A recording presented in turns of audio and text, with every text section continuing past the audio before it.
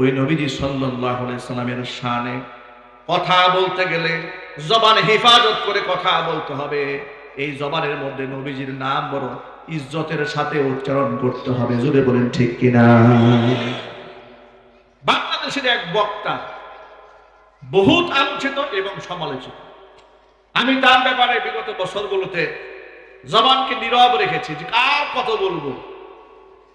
বক্তাদের ব্যাপারে তো কথা বলতে নিজের কাছেও খারাপ লাগে যে হাজার হাজার মানুষের সামনে তাদেরকে সতর্ক করব, তাদেরকে ব্যক্তিগতভাবে বোঝানো হলো, একাধিকবার বোঝানো হলো, কোনো বুঝে কাজ হয় না। একের পর এক বেফাস মন্তব্য এই কোরআনের ময়দানে বসে তারা করেই যাচ্ছেন। বেফাস মন্তব্য আয়াতের তাফসীরের মধ্যে গিয়ে করেন, ওয়াজের স্টেজে বসে করেন, গাল গল্প করেন, করতে করতে করতে করতে এক পর্যায়ে আজকে সাংবাদিক সম্মেলন সাংবাদিকদের সাক্ষাৎকার দিয়ে বলছেন নবীজি সাল্লাল্লাহু আলাইহি সাল্লাম বার্তা বাহক ছিলেন, সেই অর্থে নবীজি সাল্লাল্লাহু আলাইহি সাল্লাম সাংবাদিক ছিলেন। এত আস্তে নাউজুবিল্লাহ বললেন। আচ্ছা, বেয়াদবির একটা স্কেল থাকা উচিত, একটা মাত্রা থাকা উচিত। আমি কার সামনে কথা বলছি? তিনি কে? তিনি কি আমাদের সমাজের সাধারণ কোনো মানুষ, সাধারণ কোনো সৃষ্টি? আসমান জমিন লৌহ কলম চাঁদ সূরজ যার সৃষ্টির কাছে ঋণী হয়ে আছে, নবীরা পর্যন্ত যার নাম উচ্চারণ করতে সাবধানতা অবলম্বন করেছেন, স্বয়ং আল্লাহ রাব্বুল আলামিন মুহাম্মদ বলে নাম উচ্চারণ করেন নাই, তাকে আপনি সাংবাদিক বলেন? এই বক্তা জাতির সামনে নিঃসন্দেহে নিঃশর্ত ক্ষমা ভিক্ষা চাওয়া উচিত। লাগামহীন বক্তব্য দিয়ে দিয়ে এক সময় বলে কোরআন শরীফ আল্লাহ ফেসবুক চালাতে বলেছেন, আল্লাহ পাক লাইক কমেন্ট করতে বলেছেন, আরেকবার বলে কোরআন শরীফ আল্লাহ আওয়ামী লীগ এবং বিএনপির নাম বলেছেন, আরেকবার বলে অমুক নায়িকার দিকে বিসমিল্লাহ বলে একটু তাকাবেন। উদ্ভট কথাবার্তা। আল্লাহ কোরআনের মঞ্চটাকে কয়েকটা জ্ঞানহীন আলেম নাপাক বানিয়ে ছেড়ে দিয়েছে। কথা ঠিক না বুঝে ঠিক জুড়ে বলেন? হাতে গোনা কয়েকটা বক্তার কারণে আজকে আলেম সমাজ বিতর্কের মুখে, তাদের নামে প্রতিদিন ফেসবুকে গালিগালাজ হচ্ছে, মানুষের সামনে জবাবদিহিতা করতে হচ্ছে। আর তাদের কাছে জবাব দিতে চাইতে গেলেই বলে স্লিপ অফ টাং হয়ে গেছে। কেন রে ভাই? আপনি কথায় কথায় মাপ চান, কতবার মাপ চাইলে আপনি শুধরাবেন? কতবার আপনার স্লিপ অফ টাং হয়? প্রতি স্টেজে আপনার স্লিপ অফ টাং হয়। এর মানে আপনি বক্তব্য করতে এসেছেন, আপনি এই মঞ্চের উপযুক্ত নন, আপনি বিশ্রাম গ্রহণ করেন। কথা ঠিক কিনা চিল্লায় বলেন? আচ্ছা, আপনাদেরকে একটা কথা বলি, একজন ড্রাইভার যদি প্রতিদিন রাস্তায় রং সাইডে চলে সীমা লঙ্ঘন করে, আর প্রতিদিন যদি বলে যে প্রথম প্রথম ড্রাইভার হয়েছে, কদিন পরে ঠিক হবে, এটা কি মানবে কর্তৃপক্ষ? রাষ্ট্রের আইন মানবে? সুতরাং রাসূলের শানে যারা গুস্তাখি করে, আমি আবার বলছি, আল্লাহর শানে, রাসূলুল্লাহর শানে, কোরআনের ব্যাপারে, হাদিসের ব্যাপারে, কোরআনের তাফসীরের ব্যাপারে মন গড়া কথা বলবেন, আপনি কত বড় সেলিব্রিটি এটা আমরা দেখব না। আমরা দাঁত ভাঙ্গা জবাব দেওয়ার জন্য প্রস্তুত আছি। সুতরাং যিনি বলেছেন মুহাম্মদ সাল্লাল্লাহু আলাইহি ওয়াসাল্লাম সাংবাদিক ছিলেন, এক অর্থে মানে কি? বার্তা বাহক ছিলেন। আজীব কারবার। আল্লাহ রাসূল কার বার্তা বাহক ছিলেন আর সাংবাদিকরা কার বার্তা বহন করে? সাংবাদিকরা মানুষের কাছ থেকে মানুষের বার্তা বহন করে এবং এর মধ্যে অসংখ্য মিথ্যা বেশি থাকে। কথা ঠিক না ঠিক? এই সমাজের সাংবাদিকরা একটু ইনসাফের সাথে বলবেন, সব সাংবাদিকরা অধিকাংশ সত্য বলে না, মিথ্যা বলে। একটু জোরে বলতে হবে। আমি সাংবাদিকদের অসম্মান করছি না, নিঃসন্দেহে সমাজের মধ্যে দায়িত্বশীল সাংবাদিক আছেন, সত্যবাদী সাংবাদিক আছেন, সংখ্যায় তারা কম, কিন্তু কোথাকার সাংবাদিকদের সাথে আপনি মুহাম্মদ সাল্লাল্লাহু আলাইহি ওয়াসাল্লামের তুলনা করলেন? মানুষের তো ডেট এক্সপায়ার, গাঁজা খাইলেও মনে হয় এমন কথা মুখ থেকে বের হওয়ার কথা নয়। এই সমস্ত বক্তারা কি স্টেজে ওঠার আগে গাঁজা খায় না তারি খায় নাকি মদ খায়? আমার বুঝে আসে কথা ঠিক না জুড়ে বলেন? নবীর ব্যাপারে এমন কথা মুখ দিয়ে বের হয় কি করে? এরা কেন কথা বলে জানেন? এরা বেফাস কথা বলতে বলতে এত নির্লজ্জ হয়েছে, এত বেহায়া হয়েছে, এদের প্রকাশ্যে 100 জুতা পিটা করলে এদের লজ্জা হবে না। জাতির সামনে নিঃশর্ত তওবা করার আহ্বান জানাচ্ছে। যে ব্যক্তি আল্লাহ নবী সাল্লাল্লাহু আলাইহি ওয়াসাল্লামকে সাংবাদিক বলে আখ্যা দিয়েছে, একটু ঘৃণার সাথে নাউজুবিল্লাহ বলবেন না?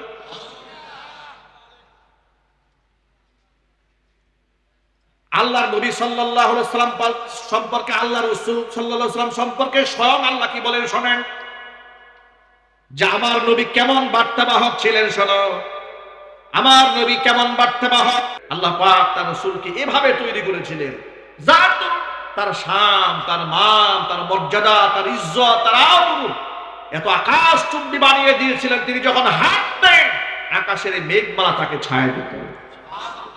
তিনি মৃত গাছের নিচে বসলে তার সম্মানে মৃত গাছ জিন্দা হয়ে তাকে শাখা পাখা পাতা পল্লবে সুশোভিত হয়ে তাকে ছায়া দিত।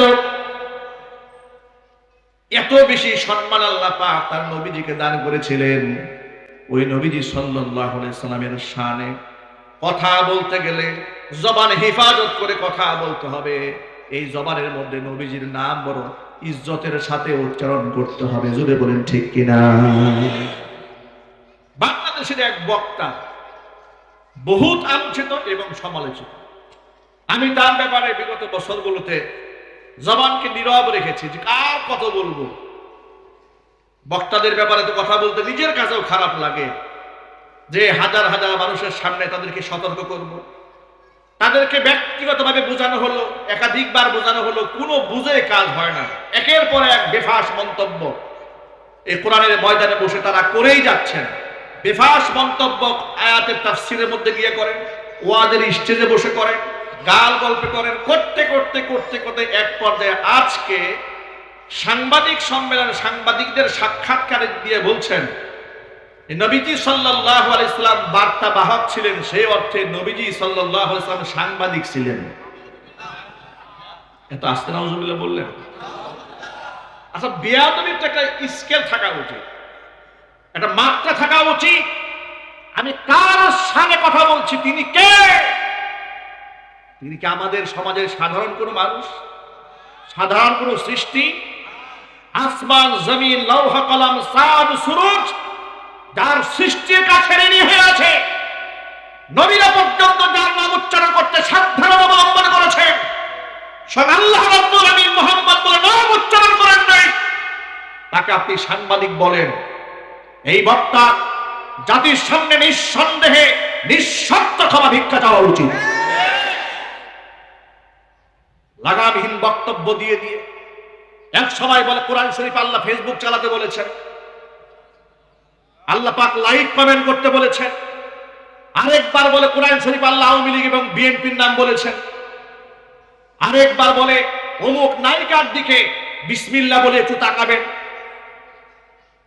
উদ্ভট কথাবার্তা। আল্লাহ কোরআনের মঞ্চটাকে কয়েকটা জ্ঞানহীন আলেম নাপাক বানিয়ে ছেড়ে দিয়েছে।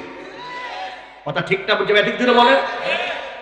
হাতে গোনা কয়েকটা বক্তার কারণে আজকে আলেম সমাজ বিতর্কের মুখে, তাদের নামে প্রতিদিন ফেসবুকে গালিগালাজ হচ্ছে, মানুষের সামনে জবাবদিহিতা করতে হচ্ছে। আর তাদের কাছে জবাবদিহিতা চাইতে গেলেই বলে স্লিপ অফ টাং হয়ে গেছে। কেন রে ভাই? আপনি কথায় কথায় মাপ চান, কতবার মাপ চাইলে আপনি শুধরাবেন? কতবার আপনার স্লিপ অফ টাং হয়?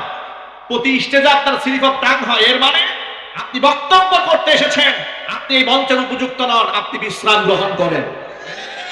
কথা ঠিক কিনা চিল্লায় বলেন? আচ্ছা, আপনাদেরকে একটা কথা বলি, একজন ড্রাইভার যদি প্রতিদিন রাস্তায় রং সাইডে চলে সীমা লঙ্ঘন করে, আর প্রতিদিন যদি বলে যে প্রথম প্রথম ড্রাইভার হয়েছে, কদিন পরে ঠিক হবে, এটা কি মানবে কর্তৃপক্ষ? রাষ্ট্রের আইন মানবে? সুতরাং রাসূলের শানে যারা গুস্তাখি করে, আমি আবার বলছি, আল্লাহর শানে, রাসূলুল্লাহর শানে, কোরআনের ব্যাপারে, হাদিসের ব্যাপারে, কোরআনের তাফসীরের ব্যাপারে মন গড়া কথা বলবেন, আপনি কত বড় সেলিব্রিটি এটা আমরা দেখব না। আমরা দাঁত ভাঙ্গা জবাব দেওয়ার জন্য প্রস্তুত আছি। সুতরাং যিনি বলেছেন মুহাম্মদ সাল্লাল্লাহু আলাইহি ওয়াসাল্লাম সাংবাদিক ছিলেন, এক অর্থে মানে কি? বার্তাবাহক ছিলেন। আজীব কারবার। আল্লাহ রাসূল কার বার্তাবাহক ছিলেন আর সাংবাদিকরা কার বার্তা বহন করে? সাংবাদিকরা মানুষের কাছ থেকে মানুষের বার্তা বহন করে এবং এর মধ্যে অসংখ্য মিথ্যা বেশি থাকে। কথা ঠিক না ঠিক? এই সমাজের সাংবাদিকরা একটু ইনসাফের সাথে বলবেন, সব সাংবাদিকরা অধিকাংশ সত্য বলে না, মিথ্যা বলে। একটু জোরে বলতে হবে। আমি সাংবাদিকদের অসম্মান করছি না। নিঃসন্দেহে সমাজের মধ্যে দায়িত্বশীল সাংবাদিক আছেন, সত্যবাদী সাংবাদিক আছেন, সংখ্যায় তারা কম। কিন্তু কোথাকার সাংবাদিকদের সাথে আপনি মুহাম্মদ সাল্লাল্লাহু আলাইহি ওয়াসাল্লামের তুলনা করলেন? মানুষের তো ডেট এক্সপায়ার, গাঁজা খাইলেও মনে হয় এমন কথা মুখ থেকে বের হওয়ার কথা নয়। এই সমস্ত বক্তারা কি স্টেজে ওঠার আগে গাঁজা খায় না তারি খায় নাকি মদ খায়? আমার বুঝে আসে কথা ঠিক না? জুড়ে বলেন। নবীর ব্যাপারে এমন কথা মুখ দিয়ে বের হয় কি করে? এরা কেন কথা বলে জানেন? এরা বেফাস কথা বলতে বলতে এত নির্লজ্জ হয়েছে, এত বেহায়া হয়েছে, এদের প্রকাশ্যে 100 জুতা পিটা করলে এদের লজ্জা হবে না। জাতির সামনে নিঃশর্ত তওবা করার আহ্বান জানাচ্ছে। যে ব্যক্তি আল্লাহ নবী সাল্লাল্লাহু আলাইহি ওয়াসাল্লামকে সাংবাদিক বলে আখ্যা দিয়েছে, একটু ঘৃণার সাথে নাউজুবিল্লাহ বলবেন না?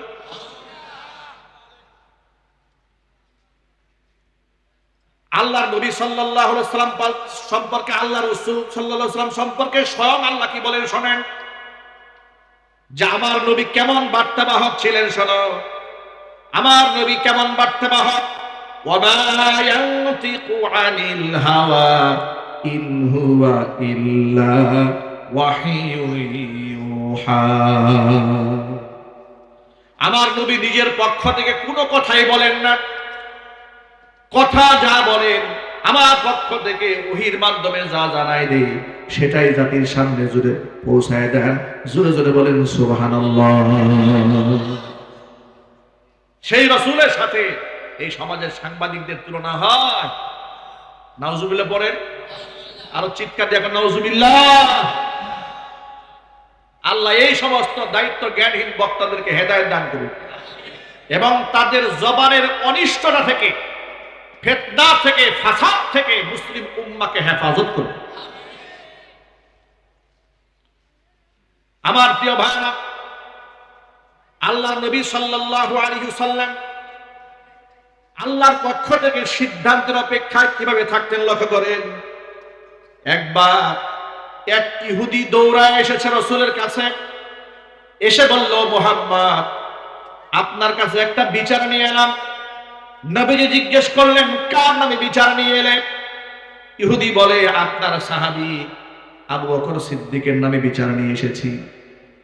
কেন? আমার আবু বকর কি করেছে? তাকায় দেখেন, আমার গালে থাপ্পড় দিয়ে গালটা লাল বানিয়ে দিয়েছে। নবীজি সাল্লাল্লাহু আলাইহি ওয়াসাল্লাম খুব অবাক হলেন। আবু বকর তোমাকে মেরেছে? বলে, হ্যাঁ আবু বকর মেরেছে।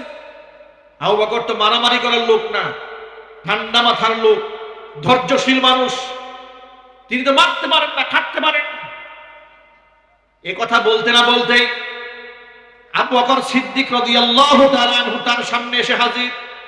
এসে বলছো, আল্লাহর নবী আপনি আমাকে একটুখানি পারমিশন দেন, আরেকটা থাপ্পড় দিয়ে ইহুদির বাম গালটা আমি লাল বানায় দেই।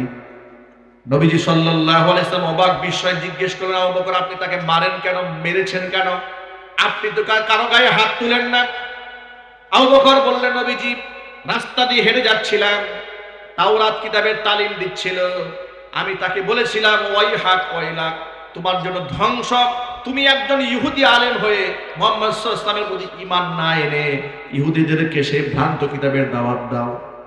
সে আমাকে বলল, তোমরা যে ফকির আল্লাহর দিকে ডাকো, সেই ফকির আল্লাহর কোনো প্রয়োজন আমাদের নাই। আল্লাহকে ফকির বলে গালি দিয়েছে, সহ্য করতে পারি নাই, কষে থাপ্পড় মেরেছি। ও নবীজি সাল্লাল্লাহু আলাইহি ওয়াসাল্লাম সে যদি আমাকে গালি দিত, আমাকে আঘাত করত, বদলাও নিতাম না, আঘাত করতাম না। কিন্তু যেখানে আল্লাহকে গালি দিয়ে বসেছে, আল্লাহকে ফকির বলেছে, সহ্য করতে পারি নাই, আঘাত করেছি। নবীজি সাল্লাল্লাহু আলাইহি ওয়াসাল্লাম এবার ইহুদিকে জিজ্ঞেস করেন, ইহুদিরে ফানা